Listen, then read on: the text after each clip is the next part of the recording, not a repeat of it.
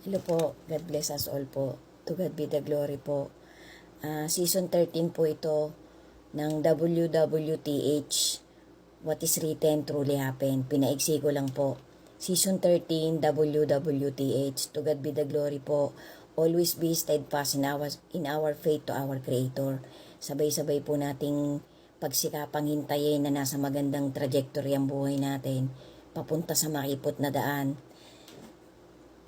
Guys, thank you so much sa lahat na magtatapos ng content ko na to. Tapusin nyo po, halo-halo po to. Insights, motivation, life lesson, POV, konting input. Part 5 na po to guys, part 5. Guys, kasi po sabi po kasi dun sa mga dokumentaryong napanood ko, ang tribulation po talaga guys, talagang is at hand. Talagang on the way na po tayo dun sa tribulation na sinasabi sa Holy Scripture ng ating Panginoon, na ipinakita po niya yung mga signs. Kasi nga po, lahat po ng signs nangyayari na. Sabi po dun sa pagkakaintindi ko dun sa pati po sa mga mangangaral nitong huling generation natin, pati po sa mga dokumentaryong napanood ko guys, alam ko po napapanood din ninyo ito. Sabay-sabay po tayo laging mag-research, sabay-sabay po natin gamitin ang discretion natin. Mas maganda pong marami tayong alam, mas maganda pong na-prepared tayo. Kasi para po hindi tayo abutan na malilito pa tayo kung anong gagawin natin.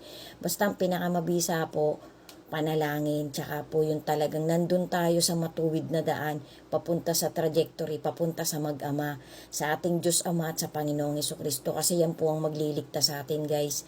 Yung good deeds natin, tsaka yung matindi nating faith, yung kapit natin sa mag-ama.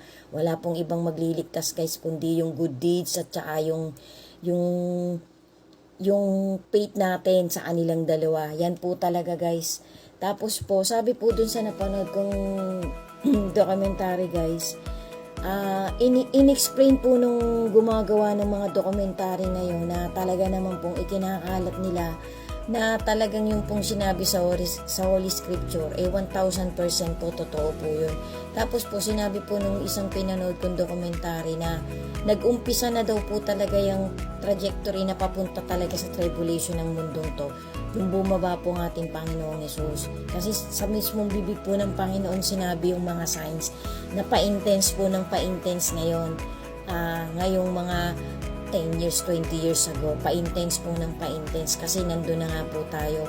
Kaso po hindi po, ang sinabi po ng Panginoon pati sa Holy Scripture ay yung mga signs. Sundan nyo pa po guys, ang bilis po ng 3 minutes. God bless us all po. To God be the glory po.